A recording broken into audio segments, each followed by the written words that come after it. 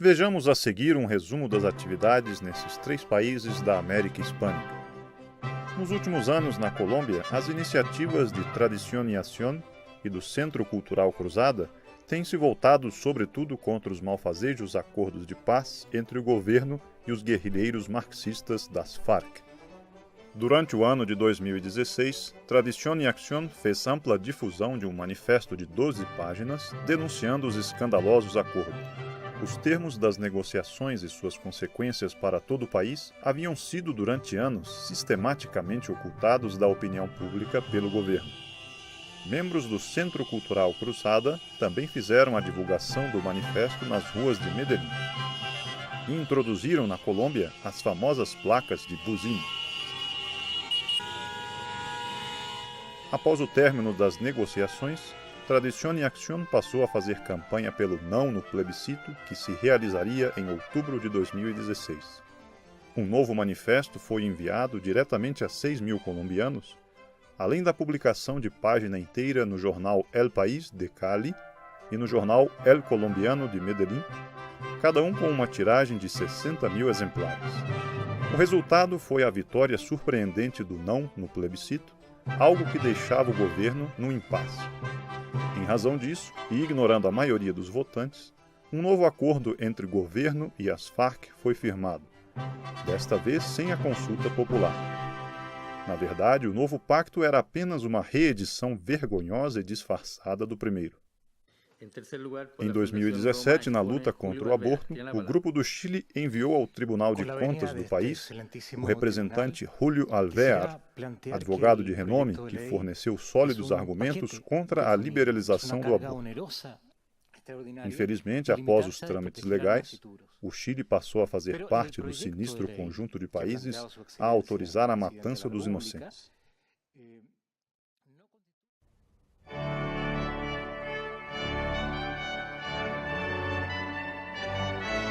No Peru, incontáveis amigos e simpatizantes frequentam os encontros mensais realizados na sede de Lima.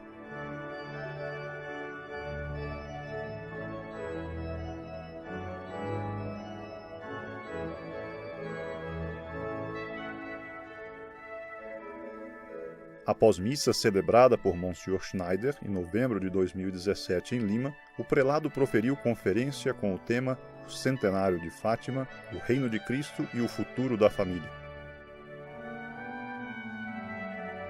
Participação frequente dos membros do Grupo do Peru em feiras do livro nos anos de 2016 e 2017. Colômbia. Membros de Tradición y Acción estiveram na Feira do Livro de Bogotá em 2015. Chile. Em 2017, o Sr. Juan Antônio Montes, representante de Acción Família, proferiu conferências sobre a mensagem de Fátima nos auditórios da Universidade San Sebastián, nas cidades de Puerto Montt e Valdívia. No Peru, atendendo ao convite de Tradición y Acción, pessoas de todo o país rezaram o rosário em reparação a Nossa Senhora de Fátima. Pelo menos 13.000 participantes, simbolizando o dia 13 de outubro, rezaram o terço em diversas cidades e receberam um diploma de lembrança. 2017. E as ininterruptas visitas da imagem de Nossa Senhora de Fátima atingiram nos últimos anos mais de 22.000 pessoas em todo o país. Até mesmo um belo convento de carmelitas recebeu a imagem.